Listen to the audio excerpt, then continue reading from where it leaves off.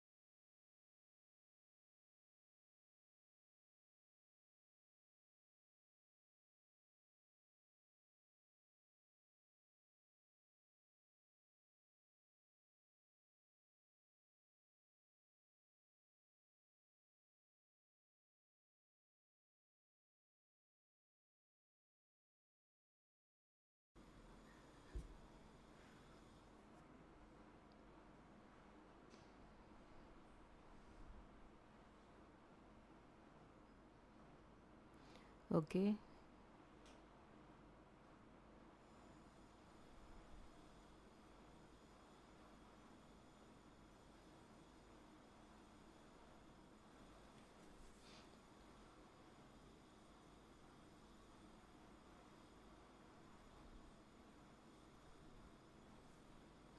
Okay. 25,641 వరకి నా target అనుకున్నా.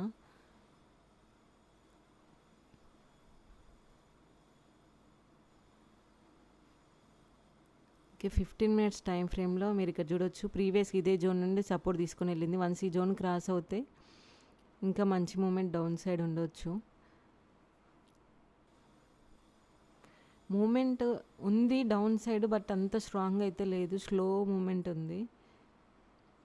28 పాయింట్స్ వచ్చింది ఇప్పటివరకు. ప్రజెంట్ 8,000 7,000 అలా ప్రాఫిట్లో ఉంది. ఓకే. ప్రీమియంలో మూమెంట్ లేదంతా. చూడండి మీరు ఇక్కడ విక్ ఫామ్ చేస్తుంది వెంటనే. ఈ జోన్ క్రాస్ అవుతే కానీ మనకి కొంచెం మూమెంట్ వచ్చే ఛాన్స్ ఉంటుంది ప్రీమియంలో.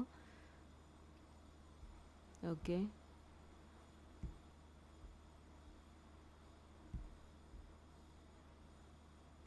Okay. Okay. Great. 9,000. Okay. 10,000. Okay. Scalper mode అయితే తీసేస్తున్నా నేను.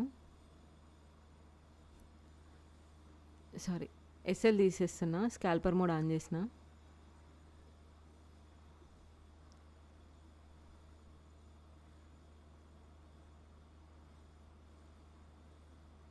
ఓకే. 13,000 ఇక్కడ బుక్ చేసుకుంటున్నా నేను. ఓకే. 12,916 13,200 దగ్గర కొట్టిన. 12,900 అలా వచ్చింది. 192 దగ్గర నేను బై చేసిన. 232 దగ్గర నేను ఎగ్జిట్ అయిపోయినా. ఓకే. ఈ ట్రేడ్లో నాకు ఎంత క్యాపిటల్ యూజ్ అయిందో మీకు చూపిస్తా. 62,627 క్యాపిటల్ యూజ్ అయింది.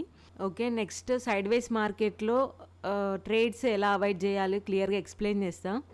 ఇక్కడ నుండి మళ్ళీ విక్కేసి పైకి వెళ్ళొచ్చు అని చెప్పేసి నేను ఇక్కడ ఎగ్జిట్ అయిపోయినా. ఇక చూడండి రిజెక్షన్ తీసుకుంటుంది. అంటే సైడ్ వేస్ మార్కెట్లో ట్రేడ్స్ ఎలా అవాయిడ్ చేయాలో మీకు క్లియర్గా ఎక్స్ప్లెయిన్ చేద్దాం అనుకుంటున్నా. అసలు సైడ్ వేస్ మార్కెట్ అంటే ఏంటో చూద్దాం. ప్రైస్ అనేది ఒక రేంజ్లో మూవ్ అవుతుంది అనుకోండి, ఇది సపోర్ట్ అనుకోండి, ఇది రెసిస్టెన్స్ అనుకోండి. ప్రైస్ అనేది ఇదే రేంజ్లో మూవ్ అవుతుంది అనుకోండి, దీన్ని సైడ్ వేస్ మార్కెట్ అంటాం. అంటే ప్రైస్ అనేది అప్ ట్రెండ్లో ఉండదు, డౌన్ ట్రెండ్లో ఉండదు, ఒక రేంజ్లో మూవ్ అవుతూ ఉంటుంది. దీన్ని సైడ్ వేస్ మార్కెట్ అంటాం. ఫర్ ఎగ్జాంపుల్, ప్రైస్ అనేది ఒక రేంజ్కి వెళ్ళి రిజెక్షన్ తీసుకొని కిందికి వచ్చింది అనుకోండి, మళ్ళీ అదే రేంజ్కి వెళ్ళి రిజెక్షన్ తీసుకొని కింద పడింది అనుకోండి, దీన్ని రెసిస్టెన్స్ లాగా కన్సిడర్ చేస్తాం. సేమ్ అలానే ప్రైస్ అనేది ఒక రేంజ్కి వచ్చి సపోర్ట్ తీసుకొని పైకి వెళ్ళింది అనుకోండి, నెక్స్ట్ టైం కూడా అదే రేంజ్కి వచ్చి సపోర్ట్ తీసుకొని పైకి వెళ్ళింది అనుకోండి, దీన్ని సపోర్ట్ లాగా కన్సిడర్ చేస్తాం. ఈ సపోర్ట్ని క్రాస్ చేయకుండా, ఈ రెసిస్టెన్స్ని క్రాస్ చేయకుండా ఇదే రేంజ్లో ప్రైస్ అనేది మూవ్ అవుతుంది అనుకోండి, దీన్ని మనం సైడ్ వేస్ మార్కెట్ అంటాం. ఓకే. మీకు ఇక్కడ సైడ్ వేస్ మార్కెట్ అంటే ఏంది క్లియర్గా అర్థమైంది. ఒకటే రేంజ్లో మూవ్ అవుతుంటే దాన్ని సైడ్ వేస్ మార్కెట్ అంటాం. ఓకే. ఇది క్లియర్ అయిపోయింది. నెక్స్ట్ సైడ్ వేస్ మార్కెట్లో మనం ట్రేడ్స్ ఎలా అవాయిడ్ చేయాలో క్లియర్గా ఎక్స్ప్లెయిన్ చేస్తాం. ప్రీవియస్గా 2 days నుండి మార్కెట్ అనేది కంప్లీట్గా సైడ్ వేస్ ఉంది. ఆ టైంలో మనం ట్రేడ్స్ ఎలా అవాయిడ్ చేయాలో మీకు క్లియర్గా ఎక్స్ప్లెయిన్ చేస్తా. ఫస్ట్ నేను ఇవన్నీ క్లియర్ చేసేస్తా. ఓకే. 15 minutes టైం ఫ్రేమ్లోకి వెళ్దాం. ఫస్ట్ ఇవన్నీ నేను తీసేస్తున్నా. 15 minutes టైం ఫ్రేమ్లోకి వెళ్దాం. ఓకే. ఇది 15 minutes టైం ఫ్రేమ్. ప్రీవియస్గా 2 days నుండి చూడండి కంప్లీట్గా సైడ్ వేస్ ఉంది. ఓకే. ఇలాంటి టైంలో మనం ట్రేడ్స్ ఎలా అవాయిడ్ చేయాలో మీకు క్లియర్గా ఎక్స్ప్లెయిన్ చేస్తా. ఫస్ట్ నేను రెసిస్టెన్స్ మార్క్ చేస్తా. చూడండి, ఇక్కడికి వెళ్ళి రిజెక్షన్ తీసుకొని కిందికి వచ్చింది. కాకపోతే మనకి మేజర్గా రెసిస్టెన్స్ ఇక్కడ నుండి, ఓకే, మేజర్గా అయితే చాలాసార్లు ఫస్ట్ ఇక్కడికి వెళ్ళి దాని తర్వాత రిజెక్షన్ తీసుకొని కిందికి వచ్చింది కదా. నెక్స్ట్ టైం ఇదే రేంజ్ నుండి రిజెక్షన్ తీసుకొని వచ్చింది, మళ్ళీ పైకి వెళ్ళింది, ఇదే రేంజ్ నుండి రిజెక్షన్ తీసుకుంది, మళ్ళీ దాని తర్వాత పైకి వెళ్ళింది, రిజెక్షన్. ఓకే. దీన్ని మనం స్ట్రాంగ్ రెసిస్టెన్స్గా కన్సిడర్ చేస్తాం. ఓకే. నెక్స్ట్ సపోర్ట్ ఇక్కడ ఈ రేంజ్లో. ఓకే. ఇక్కడ నుండి సపోర్ట్ తీసుకొని ప్రైస్ పైకి వెళ్ళింది. మళ్ళీ ఇక్కడ నుండి రిజెక్షన్ తీసుకొని కిందికి వచ్చింది. నెక్స్ట్ టైం కూడా ఇదే రేంజ్లో సపోర్ట్ తీసుకొని మళ్ళీ పైకి వెళ్ళింది. ఇక్కడ క్యాండిల్ ఓపెన్ అయింది, కిందికి వచ్చి ఇంత విక్కేసి పైకి వెళ్ళి ఇక్కడ క్లోజ్ అయింది. ఇక్కడ స్ట్రాంగ్ సపోర్ట్ ఉంది చూడండి. ఇక్కడ క్యాండిల్ అనేది సస్టైన్ అవ్వలే, విక్కేసి పైకి వెళ్ళింది. ఓకే, నెక్స్ట్ టైం కిందికి వచ్చింది, ఇదే రేంజ్ నుండి మళ్ళీ సపోర్ట్ తీసుకొని పైకి వెళ్ళింది. ఓకే, ఇప్పుడు ఈరోజు బ్రేక్ చేసింది దీన్ని.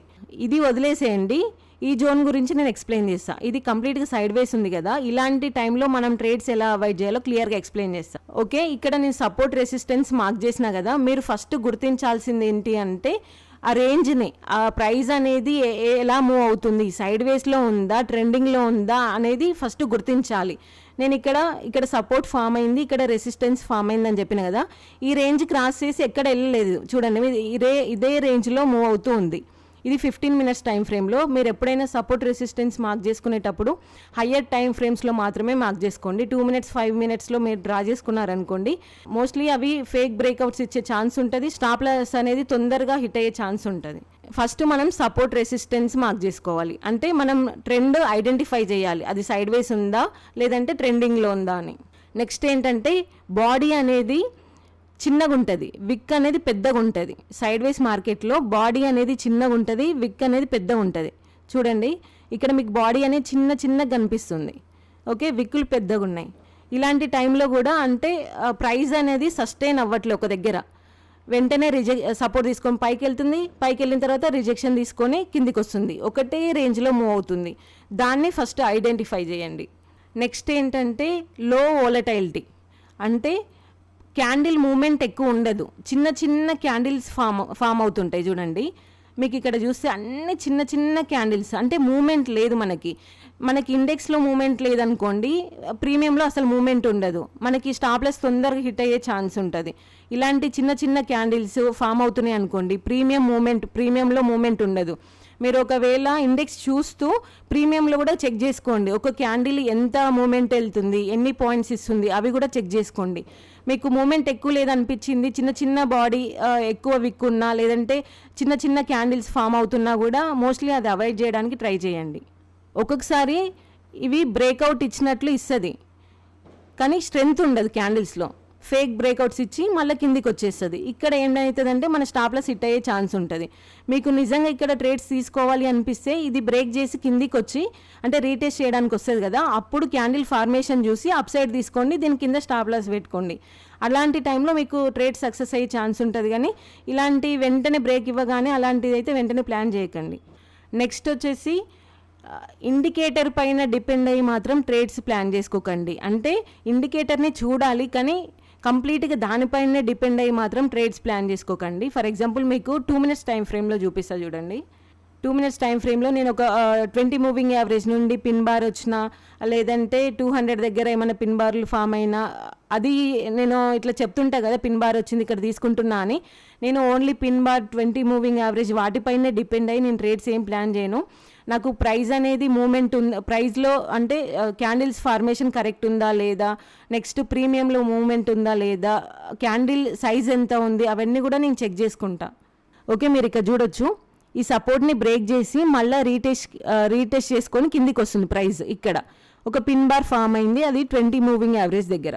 ఓకే, నెక్స్ట్ క్యాండిల్ ఈ రెడ్ క్యాండిల్ ఫామ్ అయింది, మీకు ఇప్పుడు విక్ కనిపిస్తుంది, కాకపోతే ఈ టైంలో నాకు ఫుల్ బాడీతోనే కిందికి వస్తుంటుంది. ఈ క్యాండిల్ క్రాస్ చేసేటప్పుడు నేను ట్రేడ్ తీసుకున్నాను అనుకోండి, ఇక్కడ చూడండి వెంటనే స్టాప్ లాస్ హిట్ అయిపోయింది. ఇది ఒక రేంజ్లో ఉన్నప్పుడు, ఇది సపోర్ట్ రెసిస్టెన్స్ మధ్యలోనే మూవ్ అవుతున్నప్పుడు ఇలాంటి ఫెయిల్ అయ్యే ఛాన్సెస్ ఎక్కువ ఉంటాయి, స్టాప్ లాస్ హిట్ అయ్యే ఛాన్స్ ఎక్కువ ఉంటుంది. ఆ టైంలో మనం ప్రీమియంలో మూమెంట్ ఉందా లేదా, ఈ క్యాండిల్ ఫార్మేషన్ ఎలా ఉంది, అవి చెక్ చేసుకొని తీసుకోవాలి. ఇక చూడండి స్టాప్ లాస్ హిట్ అయిపోయింది. ఇలాంటి టైంలో ఏమవుతుందంటే ఇండికేటర్ పైన డిపెండ్ అవుతే ఇండికేటర్ అనేది సిగ్నల్ ఇస్తుంది, కాకపోతే మనకి ప్రైస్ మూమెంట్ ఉండదు. ఇండికేటర్ అనేది మనకి ఒక కన్ఫర్మేషన్ కోసం మాత్రమే, కానీ దానిపైనే డిపెండ్ అయ్యి మాత్రం ట్రేడ్స్ ప్లాన్ చేసుకోవద్దు.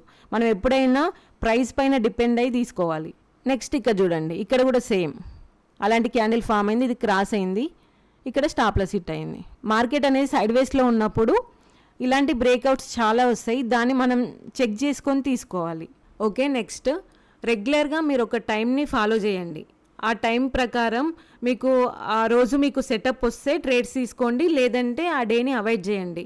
ఫర్ ఎగ్జాంపుల్ నేను రెగ్యులర్గా 9:15 to 11 లోపు నేను ట్రేడ్స్ ప్లాన్ చేసుకుంటా. ఆ 11 లోపు ఏమైనా ట్రేడ్స్ వస్తేనే నేను ప్లాన్ చేస్తా. 11 తర్వాత నేను ఇంకా సిస్టమ్ క్లోజ్ చేస్తా. మోస్ట్లీ ఆ రోజు ప్రీమియం ఎక్కువ, మూమెంట్ ఎక్కువ ఉంటే తప్ప 11 తర్వాత నేను మోస్ట్లీ తీసుకోను. రెగ్యులర్గా నా వీడియోస్ ఫాలో అయ్యే వాళ్ళకి మీకు క్లియర్గా అర్థమవుతుంది ఇప్పటివరకే నేను 11 తర్వాత ట్రేడ్స్ మోస్ట్లీ ప్లాన్ చేయను అని. ఎందుకంటే మార్నింగ్ టైంలో వాల్యూమ్స్ ఎక్కువ ఉంటాయి, అయితే స్టాప్ లాస్ తొందరగా హిట్ అవుతుంది, లేదంటే టార్గెట్ ఫాస్ట్గా వచ్చేస్తుంది. ఆ టైం లోపు 11 లోపు నాకు ఏదైనా సెటప్ వచ్చింది అనుకోండి ట్రేడ్స్ తీసుకుంటా. లేదు సెటప్ రాలేదనుకోండి ఆ డేని మొత్తం నేను అవాయిడ్ చేస్తాను. ఇంకా మీరు కూడా అలా ప్లాన్ చేయడానికి ట్రై చేయండి. ఓకే, నెక్స్ట్ మీరు సపోర్ట్ రెసిస్టెన్స్ మార్క్ చేసుకుంటారు కదా. ఈ రేంజ్ ఏవైతే ఉంటాయి, మనం డ్రా చేసుకున్న రేంజ్ ఏవైతే ఉన్నాయో అవి క్రాస్ అయిన తర్వాతనే, పైకైనా కిందికైనా అవి క్రాస్ అయిన తర్వాతనే ట్రేడ్ చేయండి. ఇదే రేంజ్లో ఉన్నప్పుడు ట్రేడ్ తీసుకున్నాం అనుకోండి స్టాప్ లాస్ హిట్ అయ్యే ఛాన్స్ ఎక్కువ ఉంటుంది. అప్పుడు ఏమవుతుందంటే మన కాన్ఫిడెన్స్ అనేది డ్యామేజ్ అవుతుంది.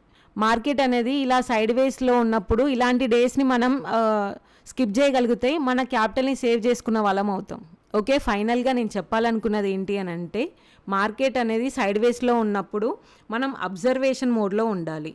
వన్స్ మార్కెట్ అనేది ట్రెండింగ్లోకి వచ్చింది అనుకోండి మనం అప్పుడు ఎగ్జిక్యూషన్ మోడ్లో ఉండాలి. ఓకే, మీ అందరికీ క్లియర్గా అర్థమైందని అనుకుంటున్నాను. మీరు కూడా దానిలో ట్రేడ్ చేయాలి అనుకుంటే దాని రిఫరల్ లింక్ నేను డిస్క్రిప్షన్లో పెట్టిన, ఆ లింక్ త్రూ మీరు అకౌంట్ ఓపెన్ చేసుకోవచ్చు. ఓకే, ఐ హోప్ ఈ వీడియో నచ్చిందని అనుకుంటున్నాను. ఈ వీడియో మీకు నచ్చినట్లయితే please subscribe my channel. Thank you.